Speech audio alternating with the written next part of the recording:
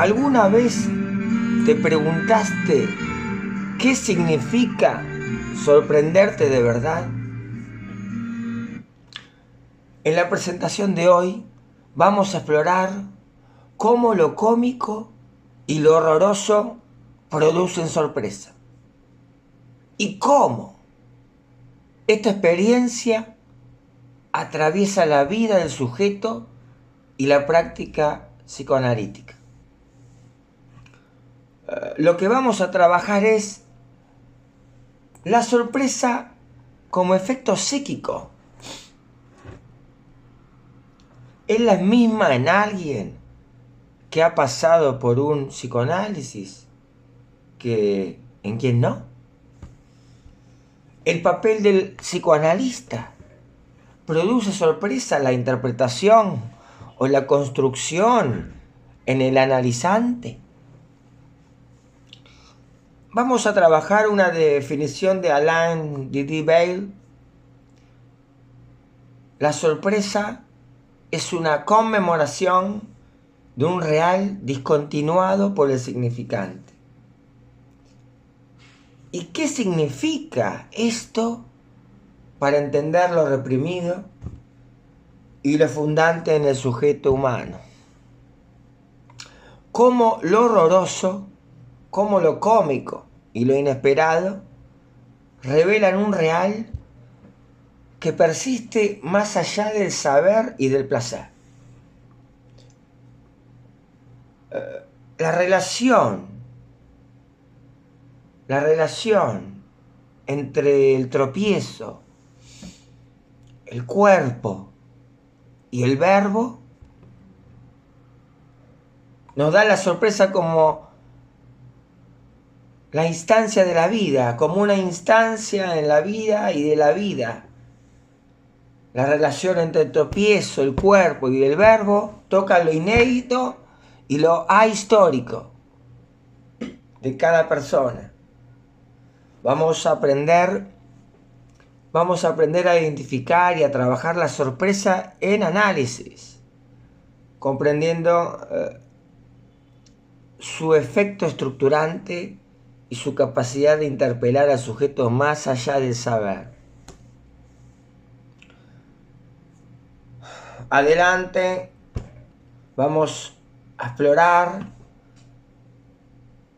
la sorpresa como experiencia del inconsciente, un tropiezo que nos despierta del sueño transferencial de la vigilia y que nos hace verdaderamente estar vivos.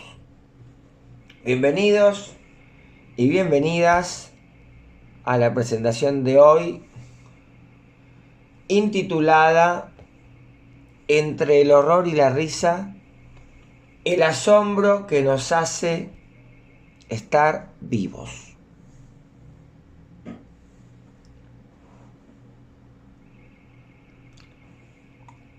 Lo cómico en relación a la sorpresa nos permite pensar la sorpresa no solo como un efecto que se produce durante el análisis, sino también como algo que le acontece al sujeto a lo largo de la vida. Una de las preguntas centrales en este hilo que estamos tomando es cómo situar el lugar de la sorpresa en un sujeto que ha pasado por un análisis. ¿Es la sorpresa el mismo fenómeno en alguien que ha transcurrido de un análisis que en alguien que aún no lo ha hecho? ¿Cuál es su trascendencia? ¿Cuál es su efecto? ¿Cuál es su posesión?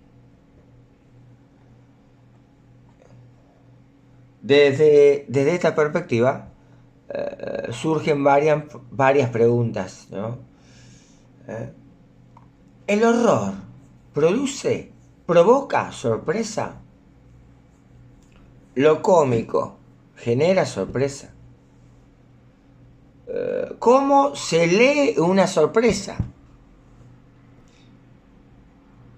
Y en relación a lo que venimos trabajando en reuniones anteriores, podemos preguntar, ¿el analista, el psicoanalista, produce sorpresa al paciente? ¿Produce? ¿Cuántas veces pasa? La interpretación o la construcción generan sorpresa en el analizante, analizando paciente, padeciente. Para aproximarnos a estas cuestiones, vamos a traer una definición de Alain Diderot en los 3 tiempos de la ley, un libro que trata el super yo. Allí Bail dice, la sorpresa es una conmemoración de un real discontinuado por el significante. La sorpresa es una conmemoración de un real discontinuado por el significante.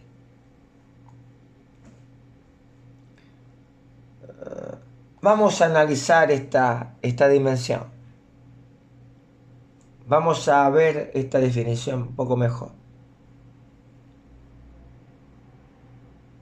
La palabra conmemoración sugiere recordar o señalar un acontecimiento significativo,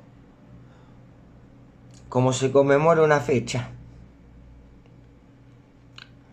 La sorpresa, entonces, conmemora algo que no se pierde del todo, algo que permanece en un registro silencioso. Pero, ¿qué conmemora exactamente la sorpresa? ¿Qué conmemora?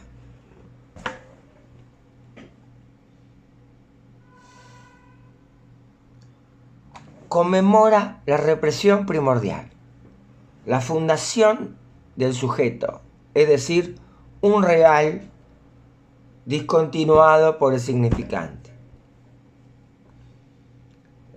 En términos freudianos, esto significa que la sorpresa remite a aquello que ha sido reprimido y que por su naturaleza no puede retornar directamente. Es ese representante psíquico, esa representación que no tiene retorno, pero que deja una marca en la estructura del sujeto.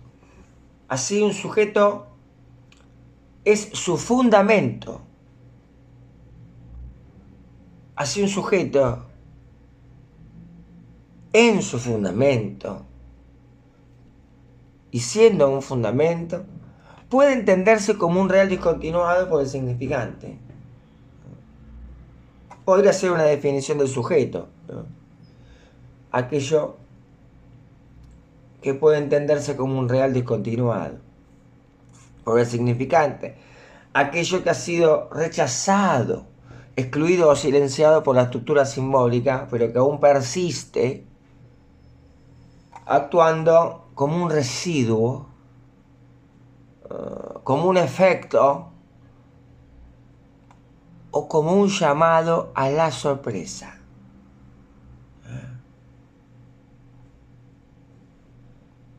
En esta dirección, trabajar la sorpresa implica reconocer cómo lo reprimido se hace presente de manera inesperada, cómo se revela en los acontecimientos de la vida y en el curso de un psicoanálisis. El horror, lo cómico y lo inesperado son modos de encuentro con ese real discontinuado. Y allí el analista, a través de su posición, su interpretación, su construcción, puede facilitar que el paciente reconozca, que el paciente, que el analizante reconozca y se enfrente a esos restos sin reducirlos ni explicarlos de inmediato. Es decir,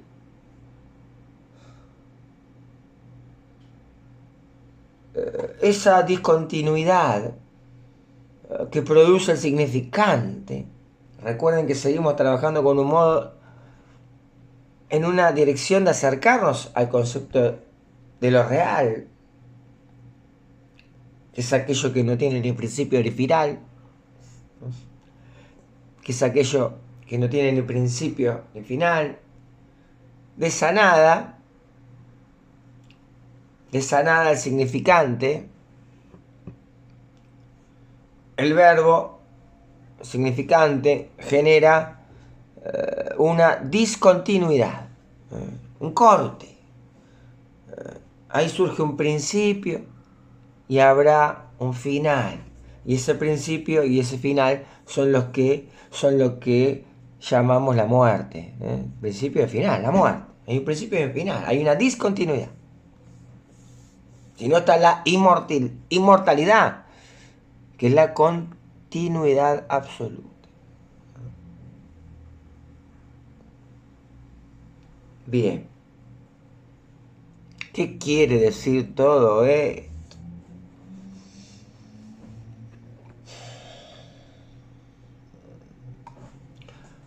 Que la sorpresa conmemora ese acto primero y fundante en cada uno de nosotros. Por lo tanto, en la sorpresa se suspende la dimensión del saber. Se suspende aquello que sostenía el sujeto en el placer o en el más allá del principio del placer. Conmemora el acto fundante donde el sujeto queda sin más referencias que el significante que discontinuó lo real.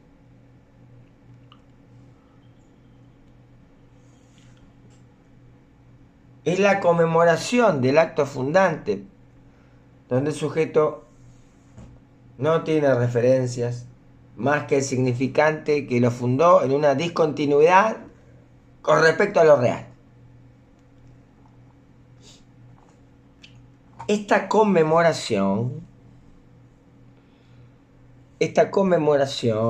de este acto primero y fundante es posible frente al tropiezo del verbo. Es decir, hay un tropiezo, una suspensión del verbo. Este tropiezo nos arranca, y esto parece bastante interesante.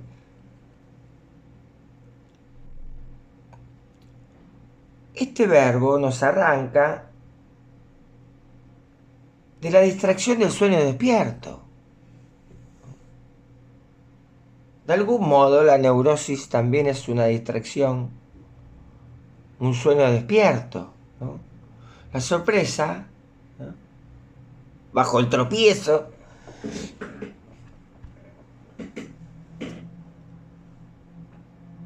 nos arranca de la distracción del sueño despierto. La sorpresa es ese instante mágico en el que el inconsciente se conmemora y uno despierta de ese sueño y se manifiesta en una interpretación personal de su vida o en una interpretación que tiene estatuto de acto. La sorpresa es un equivalente a la interpretación y puede operar incluso sin la intervención del psicoanalista. El sujeto puede llegar a ese momento de conmemoración del acto fundante por sí mismo, en relación a algo de su vida, algo importante, alguna interpretación analítica que no sea de un psicoanalista, ¿sí? Puede ser que de estas presentaciones ustedes puedan lograr alguna construcción o se sientan interpretados. Es decir, la sorpresa no depende de tal análisis, ¿no? Obvio.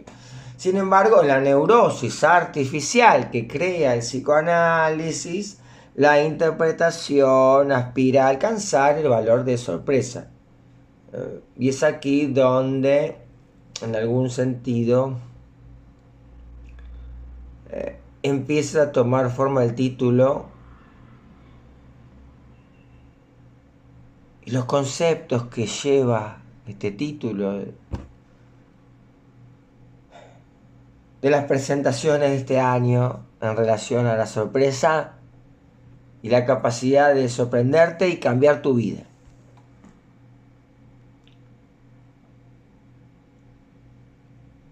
La sorpresa toma un valor de interpretación, pero más humildemente. Es humilde la sorpresa. Es la interpretación la que toma el valor de sorpresa.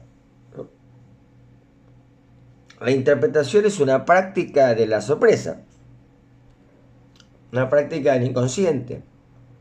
Piensen en la cantidad de cosas que uno dice como analista. Los efectos en relación con la sorpresa suelen ser pocos en relación a lo que habla el analista, ¿no?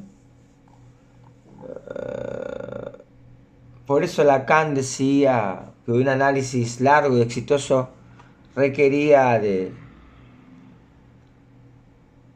4, 3, 5 interpretaciones. No sé, no recuerdo, creo que no precisó bien si en un análisis o la suma de los diferentes análisis que uno hace con diferentes psicoanalistas. ¿Por qué esto? Porque lo que uno dice o escucha no se constituye en interpretación, sino posee ese valor de conmemoración del origen. En ese momento fundante,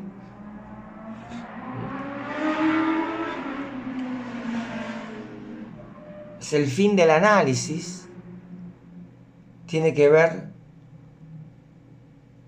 con la convicción de la existencia del inconsciente. Una convicción sostenida en la dimensión del inconsciente. Y esa convicción se sostiene en la sorpresa. Así como el tropiezo del verbo nos arranca de la distracción del sueño despierto, el tropiezo del cuerpo, la caída, la torpeza, nos arrancan de la estabilización del falo. Por ejemplo, yo ahora estoy hablando por acá con ustedes, más o menos estoy estable, soy un falo estabilizado. Ahora, si de repente yo me paro y voy a buscar algo y me caigo, es muy posible que ustedes se ríen. Ese efecto cómico es un tropiezo del cuerpo que nos saca de la estabilización del falo y evita el sueño despierto al que llamamos vida. Ya veremos qué es la vida, ya veremos qué es la vida. Háganle un subraye, un asterisco a la vida. ¿Qué es la vida? ¿Qué es estar vivo? ¿Qué es estar vivo? Entonces, el tropiezo del cuerpo nos arranca de esa estabilización del falo y nos hace pensar, ¿dónde estoy? ¿Dónde estoy dando clases? ¿Quién soy más o menos? ¿Quién soy? De repente, tropiezo. Y antes de caer del todo, en ese momento en que ustedes aún no se van a reír, sino que se van a preocupar por lo que pasó, se produce una desestabilización. esa desestabilización no alcanza a ser la estabilización melancólica de un objeto caído. Ese objeto con el que ustedes podrían sentir un poco de pena. Esa desestabilización introduce el registro de lo cómico. Lo cómico produce sorpresa porque es el lugar donde el tropiezo del cuerpo se muestra cayendo. No como un falo erecto estabilizado, ni como un falo caído convertido en un objeto. Esta introducción de lo cómico, la introducción de lo cómico, no puede hacerse a propósito. Requeriría ser un comediante. En análisis,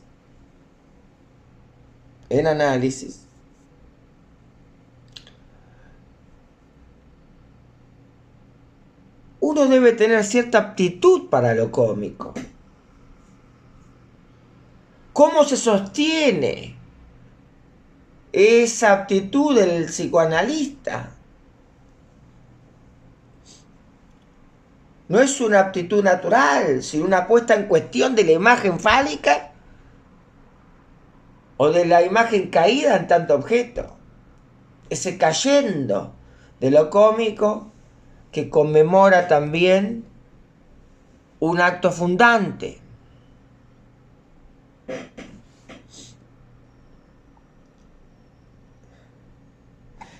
¿Y qué conmemora ese acto fundante?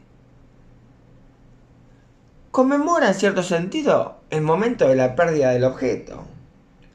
La caída como objeto que permite devenir el objeto de ese falo. Ese modo de caer como objeto es también el modo en que lo real introdujo una discontinuidad frente al significante. Es decir, se produce la transformación de lo real, que no tiene ni principio ni final. Es un evento que cae en la muerte, en tanto aún no está anudado por el significante. Es un movimiento sin principio ni fin, funcionalmente inmóvil.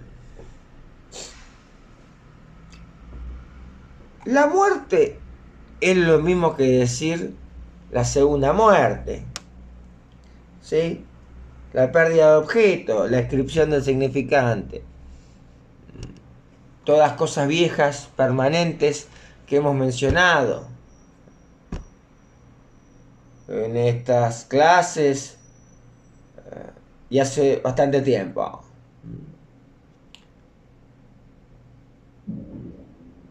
De algún modo, la muerte es la inscripción del tiempo. No una temporalidad, sino ese real sin principio ni final que se discontinúa por efecto del significante. Ahí se inscribe el tiempo. Por lo tanto, podríamos decir con cierta ligereza, pero con interés, que no se trata tanto del ser y el tiempo, sino del ser. En tanto que el ser de esa discontinuidad,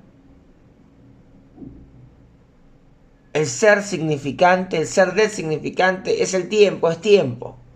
No es una temporalidad, es tiempo. La muerte es lo que introduce la dimensión del tiempo. Si no, uno podría decir que todo se transforma y no hay muerte. No habría advenimiento de lo simbólico, sino que lo real, sin lo simbólico, gira sin ningún límite.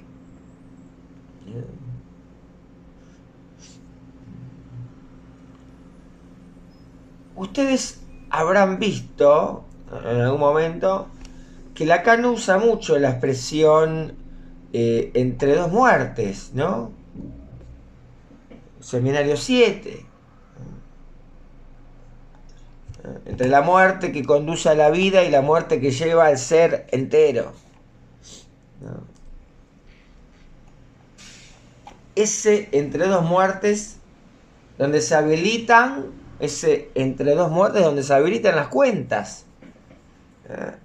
Se habilita la medida, se habilita la temporalidad, hacer las cuentas, se habilita el espacio que antes no existía, se habilita una contabilidad, la profesión más antigua del mundo. Si ustedes no fueran sujetos del significante, estarían en una escena donde todo variaría continuamente, sin pausa.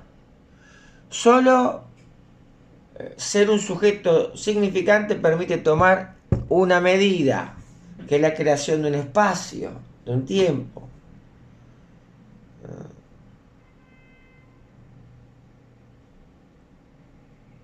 El hasta ahí no existe en lo real. Es una formulación. Es el efecto de la muerte que introduce un espacio que antes no existía. Un espacio medible que antes no existía. Lo real, por el contrario, es un espacio sin medida. Sin medida es lo real. Es un espacio sin medida.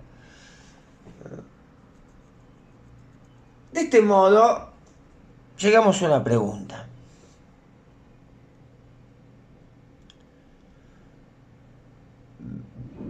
Si estar vivo no es estar en la zona sin tiempo y sin espacio, no es estar vivo aquello a lo que habilita el significante, es decir, las cuentas.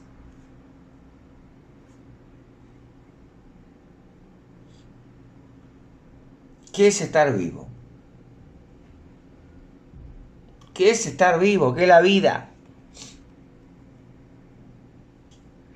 Si estar vivo no es no estar en la zona sin tiempo y sin espacio, eso es estar vivo. Es lo que habilita el significante. La primera respuesta que uno daría, abuelo de pájaro, a prima facie, en relación a la pregunta ¿qué es estar vivo? Sería una respuesta desde el saber, ¿no? Una respuesta que el saber nos proporciona, que tiene mecha corta, ¿no? No es tan satisfactoria. ¿Por qué? Porque tiene que ver con el saber de estar vivo y no con el estar vivo. No es lo mismo el saber de estar vivo que el estar vivo.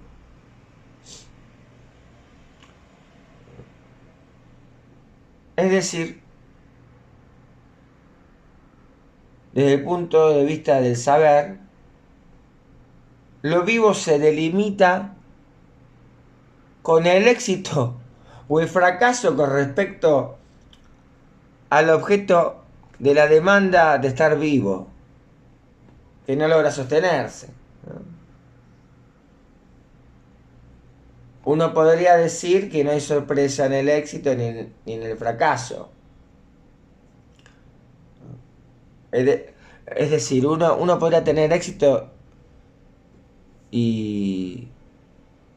¡Ay, qué suerte! Me sorprendo. Pero es éxito. No es más que la formulación de un ideal. El éxito es una formulación del ideal. Conseguida. ¿Podría no haber sorpresa en el fracaso? Bueno. Yo estuve bien. Fracasé. O sea, a lo sumo el éxito o el fracaso Y esto nos devuelve a veces como psicoanalistas donde quedamos tomados en relación al ideal, que estamos deseando en relación a nuestro paciente, que nuestro paciente tenga éxito, que consiga un marido. A veces el psicoanalista comete este error, piensa en clave de éxito y fracaso. Que el paciente tenga éxito. Y encima ese éxito es lo que piensa el psicoanalista. Una locura total, total. Entonces el analista tiene que estar advertido de esto.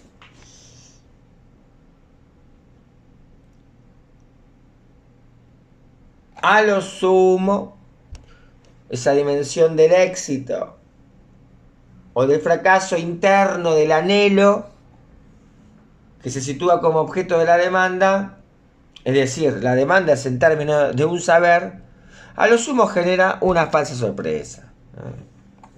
No es que uno no se sorprende de tener éxito, no es que uno no se sorprende de tener fracaso, después de haberlo esperado, pero es una falsa sorpresa. Esto es una falsa sorpresa en los límites sádicos masoquistas, o sea, en los límites del fantasma. ¿Cuáles son los límites del fantasma? Tiene dos polos: polo masoquista, polo sádico. ¿Sí? Los límites que el fantasma articula como la escena fantasmal que venimos comentando. Entonces, en esa escena yo me sorprendo. Me sorprendo con esa falsa sorpresa. Qué éxito que tuve. Qué fracaso que tuve.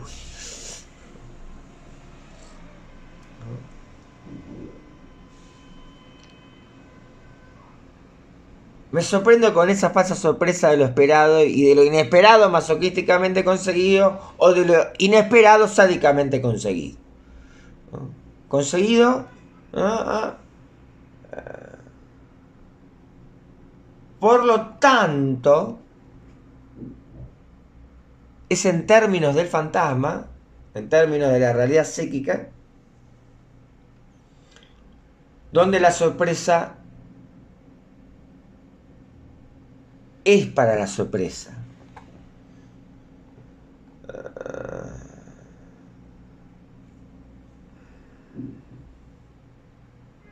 Y esto es un punto importante.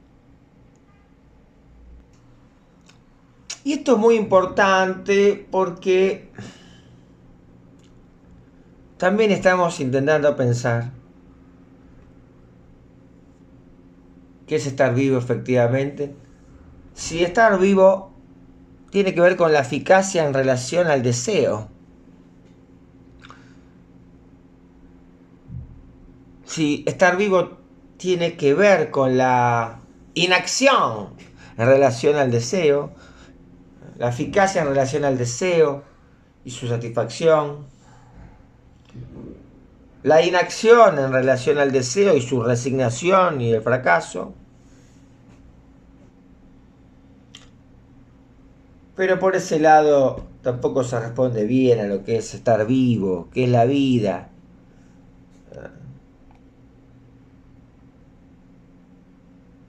Es como, tampoco en un momento sintió que bueno estar vivo mediante sufrimiento, ¿no? O sea, mediante el sufrimiento tampoco se explica el estar vivo, ¿no?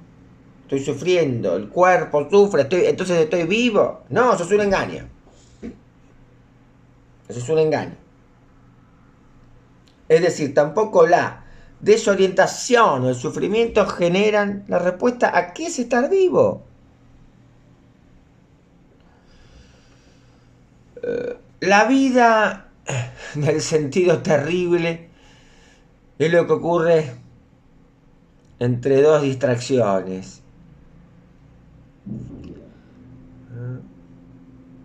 La vida es lo que sucede entre dos distracciones. Primero, entre la distracción del sueño transferencial. Un sueño transferencial que sostiene el lazo.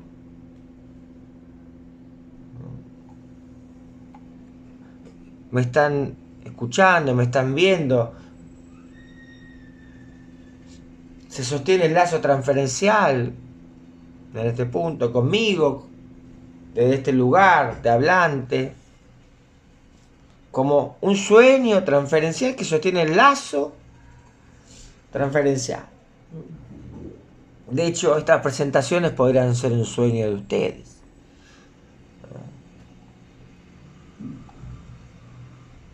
Al fin y al cabo, la neurosis es un sueño del yo.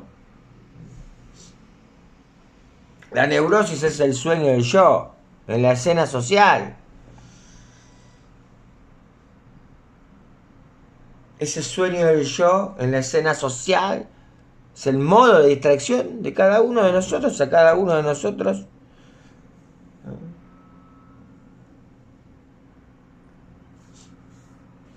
La neurosis como sueño del yo desciende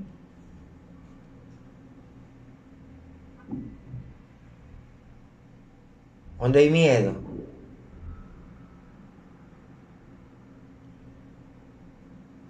El miedo, que es ese enemigo que puede destruir el amor. Puede venir con sus... Puede traer el miedo en sus brazos, el cadáver del amor. En tanto, la neurosis es una defensa contra el miedo. ¿Frente a qué miedo se defiende? Sino al miedo que implica la muerte del amor. ¿Hay otro miedo posible? Es decir, es preferible soñar ese sueño transferencial que advertir la muerte del amor. Entre la culpa y la deuda de la neurosis son los dos polos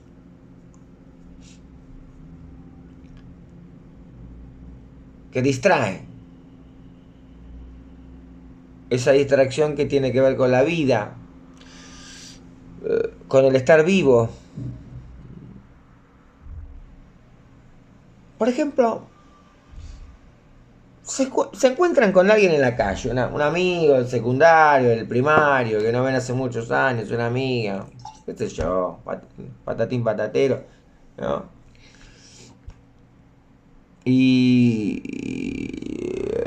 Bueno, ¿y qué tal? ¿Qué tal, Pepio? ¿Qué tal, Pepi?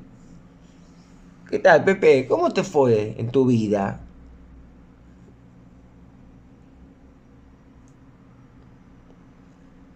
Después de muchos años. ¿Estuviste vivo en tu vida? ¿Cómo fue tu vida? ¿Estuviste vivo?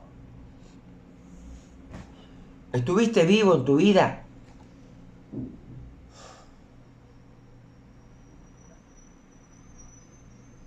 Bueno, es una pregunta difícil, ¿no?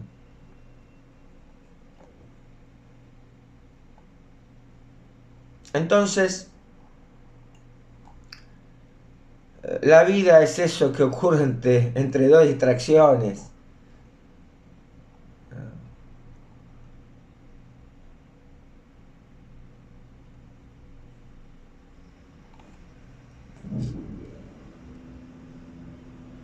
La distracción del sueño dormido. El sueño dormido es el que conocemos como sueño. El sueño dormido, a diferencia de la neurosis como sueño despierto, que tramita el sueño de la transferencia entre las personas, el sueño dormido tramita lo que de íntimo se aloja en la pulsión. El sueño dormido tramita lo que de íntimo se aloja en la pulsión. Es decir, cómo la persona vive la demanda del otro.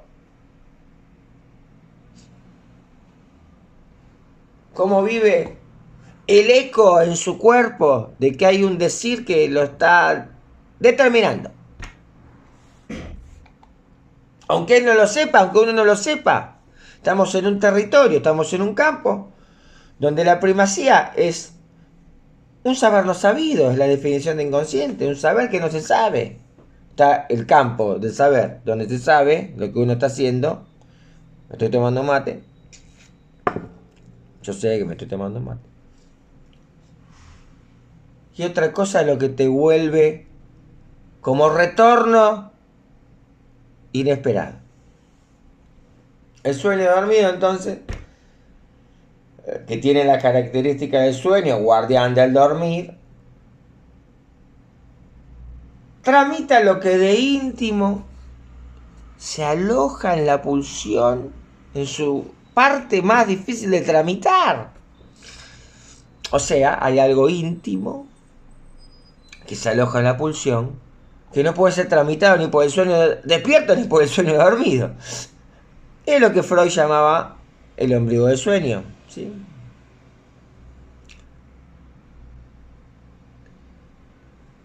Si a Freud, ¿no?, entonces ese sueño dormido dice que intenta tramitar lo íntimo, fíjense que hay una peculiaridad, ¿eh? Hay una peculiaridad del sueño despierto. Es un sueño transferencial. El sueño dormido no necesariamente es un sueño transferencial, o si es transferencial solo es en tanto hay un relato a otra persona. Entonces, delimitando estas cosas que hemos venido hablando, podemos decir lo siguiente.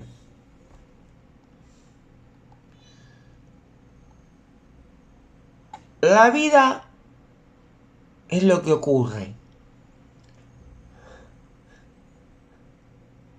La vida es lo que ocurre, es una ocurrencia. La ocurrencia es en tanto hay un acto. La vida es lo que ocurre. El tropiezo es lo que ocurre. Tropiezo del verbo. No sé qué voy a decir, no sé cuál sería la siguiente frase que voy a decir, no sé, estoy hablando. Tropiezo del cuerpo.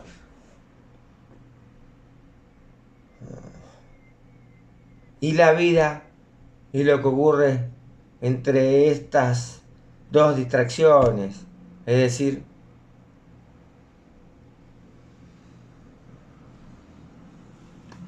¿cómo se analizan las cosas? ¿Cómo alguien analiza algo?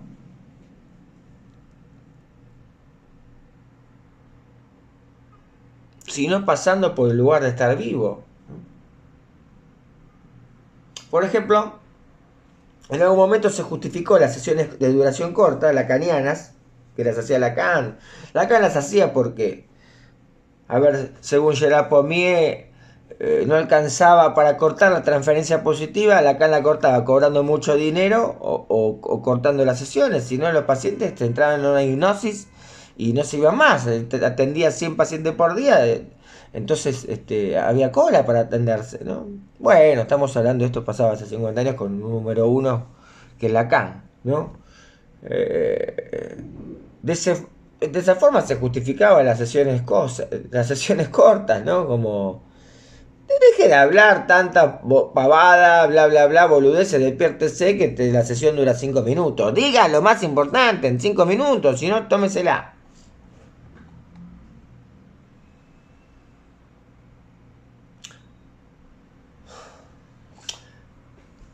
Es buena la idea, ¿no?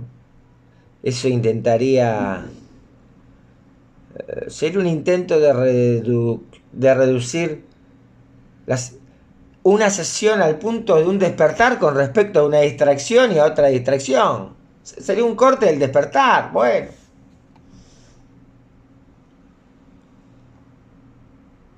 Ahora, ¿qué significa un corte? ¿Qué sorpresa produce el corte?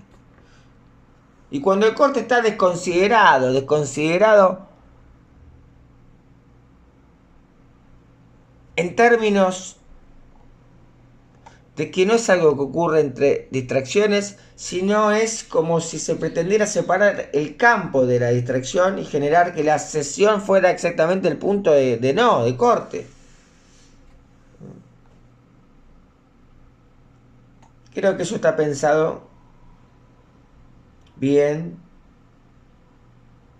el sentido de lo que podemos tomar en serio en relación a lo que se llama el despertar.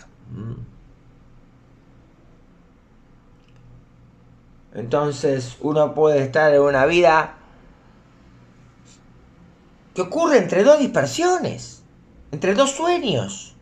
El noni-noni de la noche y el sueño de la vigilia, la fantasía.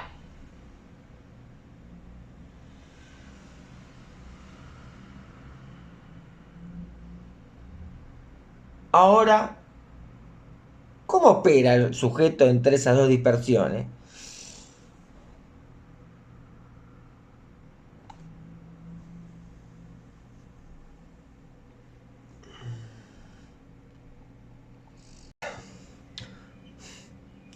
Una vez que el horror entra en la repetición, deja de ser horror. Es eso que uno llama por fuera de la clínica psicoanalítica la naturalización de la catástrofe. Eso que es un horror. Por ejemplo, si sobrevivís una noche y llegaste al otro día, luego de que se te haya inundado toda la casa, el piso, perdiste los muebles, ahí dejó de ser tan horroroso. Ya es una molestia. Uno lo asimila. En el momento de la noche, donde está lloviendo y donde entra el agua, ahí está el horror. Ahora, eso cuando entra, sobre todo si ya te pasó muchas veces,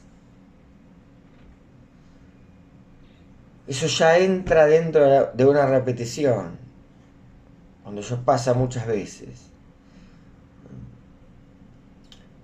En este punto llegamos a otra definición de qué es estar vivo.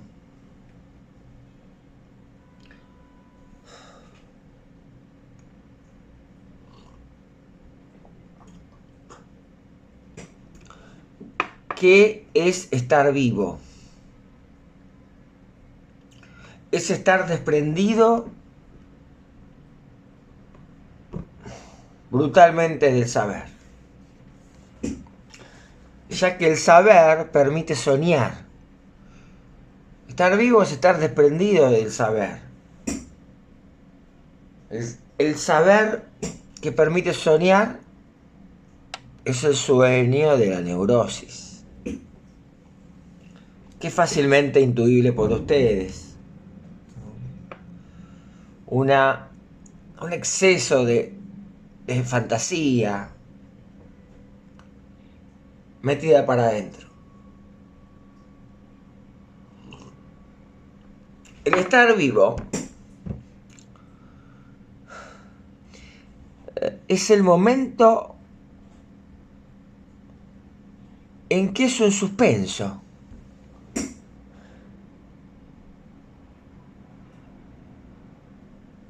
Eso es tremendo. Después se constituye una especie de anécdota donde uno cuenta eso en lugar de contar lo lindo que estaba el río, lo lindo que estaban las casas en el edificio. Es decir, se constituye en ese momento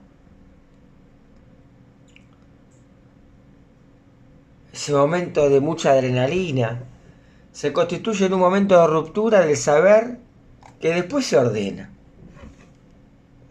Es la teoría de la catástrofe. Teoría de la catástrofe. Pueden buscar en el chat. Hay otro ejemplo que dice como que hay un tipo caminando por la calle, medio un montón de gente, va y se cae el tipo, tiene un infarto y se muere. Entonces la gente que viene atrás la gente que viene adelante, se para. ¿Vieron qué pasa? Cuando alguien se para y empieza a aparecer un montón de gente. La gente se empieza a quedar parada, ¿no? Se interrumpe el tráfico. Un quilombo total, Bolonqui. Y todos quieren asomarse a ver qué pasa, ¿no? Viene la ambulancia.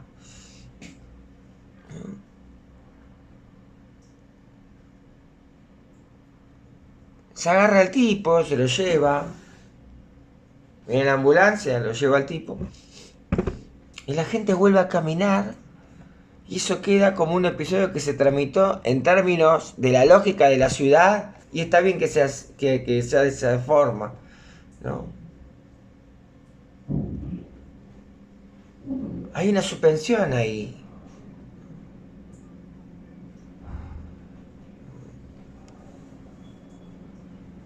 Con el sueño también pasa algo parecido. Cuando el sueño es exitoso.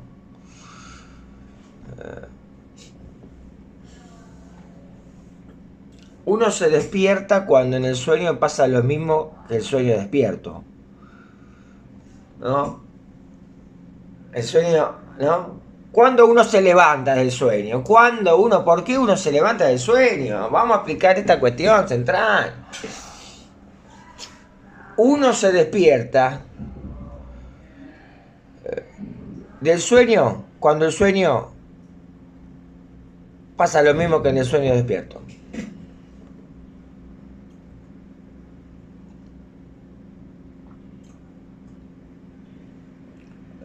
Hay algo que irrumpe, que interrumpe, que es demasiado. Hay demasiada investidura, catexia, hay demasiada energía. Entonces, estar vivo es estar desprendido del saber, en tanto el saber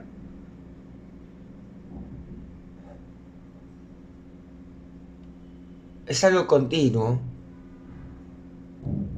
Por lo pronto, estar vivo es estar desprendido del saber en su discontinuidad. Y esto evoca un semblante de lo real que es difícil de apresar. El estar vivo evoca un semblante de lo real que es difícil pensar, ¿no? Cuando ustedes quieren apresar ese momento de las vacaciones,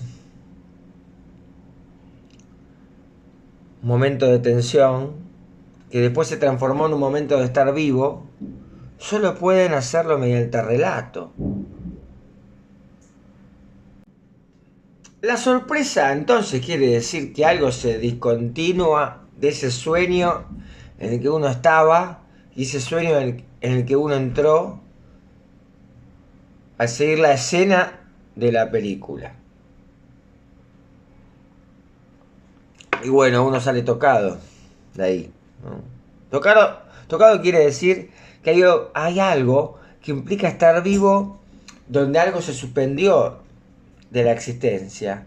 Entonces vos llegaste, por ejemplo, o te juntás con un amigo, ¿no? Le querés contar, le empezás a contar la película, tratándole de transmitirle ese punto, siempre decepcionado, porque los amigos nunca se dan cuenta de eso. No se entiende, ¿no? ¿Qué pasa? ¿Qué es lo que pasa? Que eso opuesto en la dimensión de la repetición es intransmisible. Intransmisible como el dolor. Y piensen en lo que implica decir que eso es intransmisible en términos de una experiencia que roza la ciencia. Tanto para el analista que tiene que haber hecho en su análisis las pruebas de haber pasado por su propia película. De saber qué es aquello que lo toca.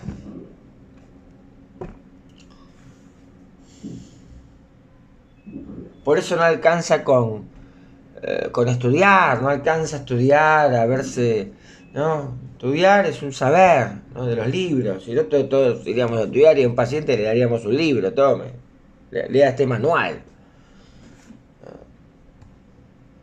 lea un libro de autoayuda.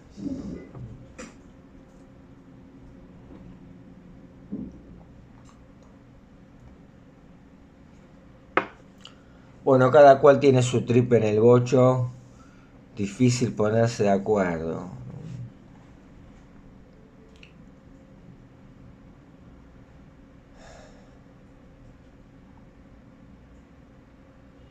¿Por qué llamaríamos a eso estar vivo? Porque desde lo biológico, estar vivo es respirar, alimentarse, crecer, reproducirse, etc. ¿No? Estar vivo es eso. Y estar vivo es estar. Y lo relacionábamos con que paradójicamente uno tiene conciencia de alguna de esas funciones que serían la vida cuando no funcionan las cosas bien. Paradójicamente uno tiene conciencia de la respiración cuando no funciona la respiración, tiene conciencia de que camina cuando no le funciona una pierna.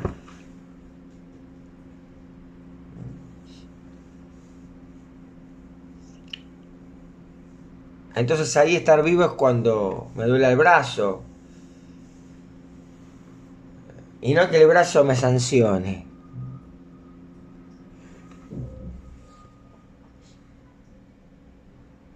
Si tomamos el ejemplo del brazo, uno diría que el estar vivo está sostenido en el dolor.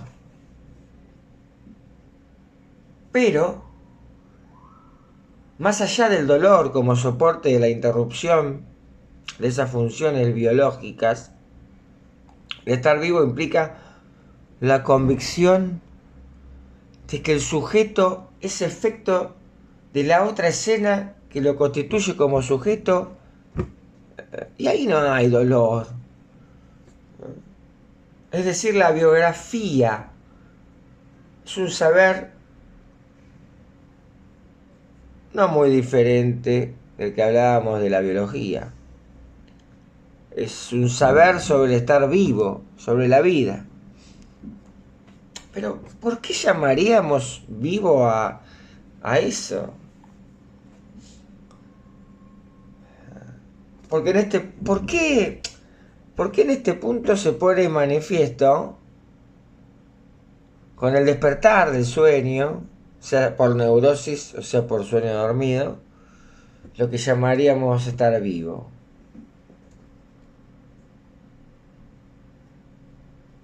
Estar vivo implica esto que estamos entramando, que no hay ninguna posibilidad del saber que yo pueda explicar sobre esto. Si yo contestara, porque yo estoy vivo, habría entrado por la ventana un saber de lo que implica estar vivo.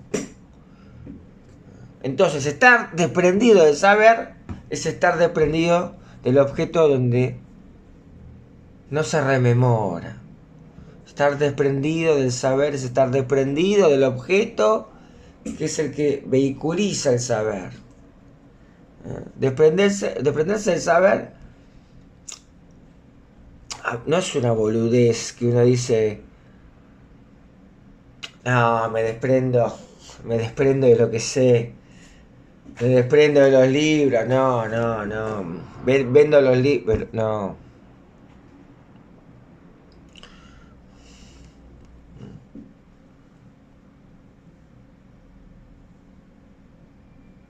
Porque el saber está tramitado por el objeto. En Lacan, en los 4 discursos, el S2 abajo, el objeto. El objeto es aquello que tramita la dimensión del lenguaje que produce un sujeto. Un objeto del saber. Entonces, de la sorpresa, lo que queda es el asombro. La sorpresa te divide. Y el sujeto, vía el asombro, intenta apropiarse de eso por donde pasó la sorpresa. Entonces, la sorpresa delimita un sujeto ahistórico. ¿Por qué? Porque efectivamente ahí no hay historia. Ahí está lo real, no hay historia. Digo real como amenaza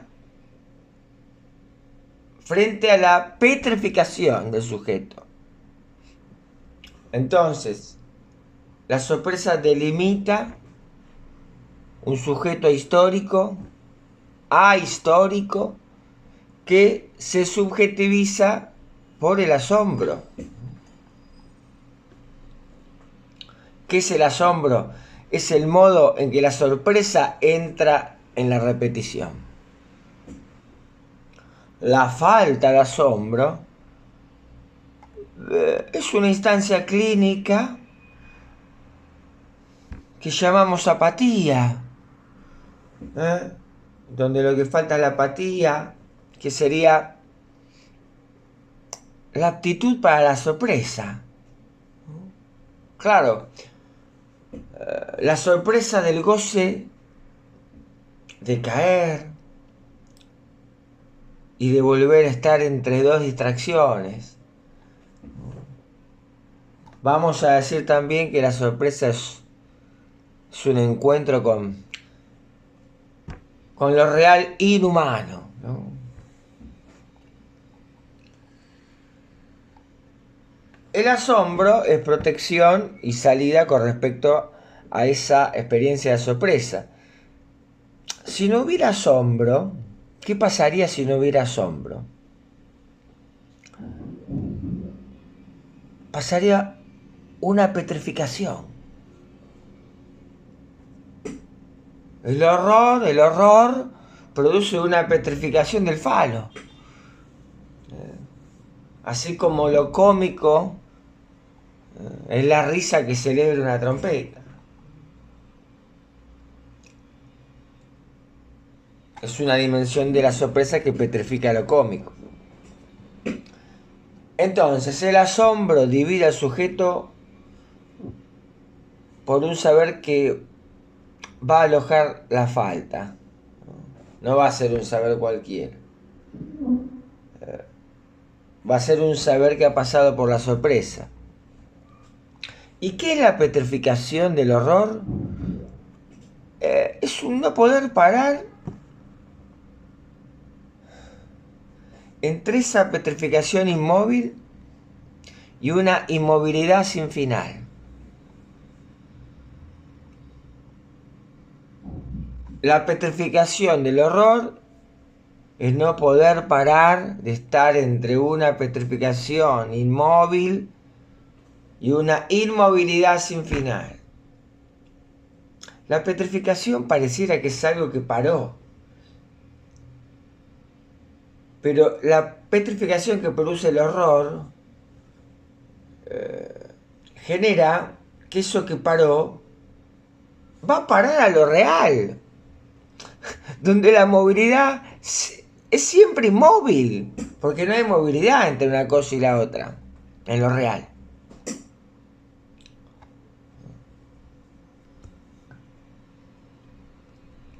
¿Qué desplazamiento hay en lo real? ¿Ah?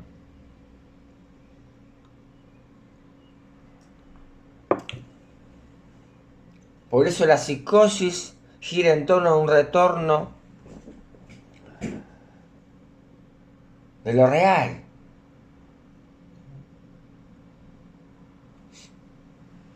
Entonces,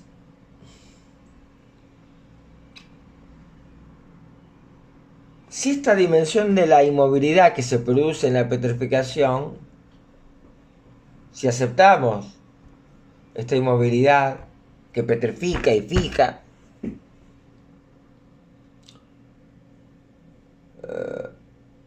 lo cómico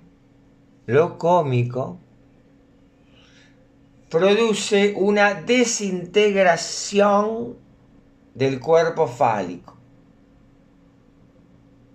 Es decir, el cuerpo fálico se tropezó, se cayó, se desintegró. Cuando ya está caído tiene una forma de estar desintegrado.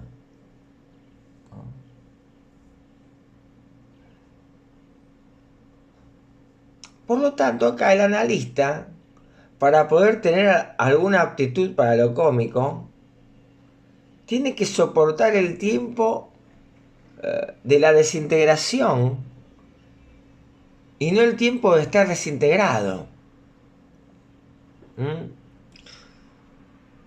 El psicoanalista o quien esté en la posición de psicoanalista, para poder tener alguna aptitud para ser psicoanalista, en tanto le pueda dar a lo cómico un lugar privilegiado, ¿qué tiene que hacer? Soportar el tiempo de la desintegración y no el tiempo de estar desintegrado. Y eso tiene que ver con el semblante. El semblante de soportar el tiempo de la desintegración.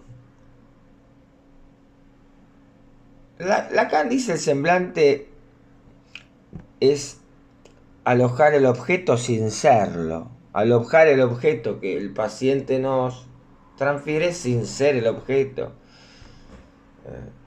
Es el soportar esa desintegración sin identificarse a ningún desintegrado. Y todo esto nos lleva a preguntar, o sea, y nos lleva a un punto central, nos lleva a una pregunta: ¿cómo hacer esto sin pasar por una posición masoquista?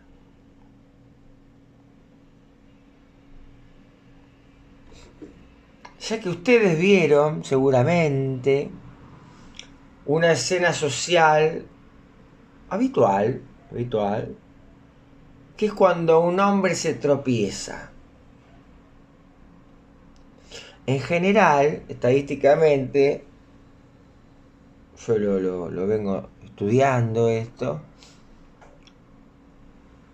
las mujeres se cagan de risa. Mucho más que los hombres. Mucho más. 80-20. Es más, cuando las mujeres se ríen, los tipos que no se ríen, el 80%, si tienen oportunidad de hablar con la mujer que se está riendo, ¿no?, usualmente le dicen: che, no te rías de Pepito, pobre flaco, mira lo que le pasó, se cayó, ¿no?, se manchó la ropa, un pantalón blanco, se fisuró la mano, ni hablar de que se quebró un pie. Bueno, las mujeres se ríen. ¿Y ustedes saben por qué se ríen las mujeres en ese momento? ¿Ustedes saben bien de qué se ríen las mujeres en ese momento? Efectivamente hay algún efecto de lo cómico que se produce en ella. ¿Cuál es el efecto de lo cómico que se produce en la mujer cuando alguien cae?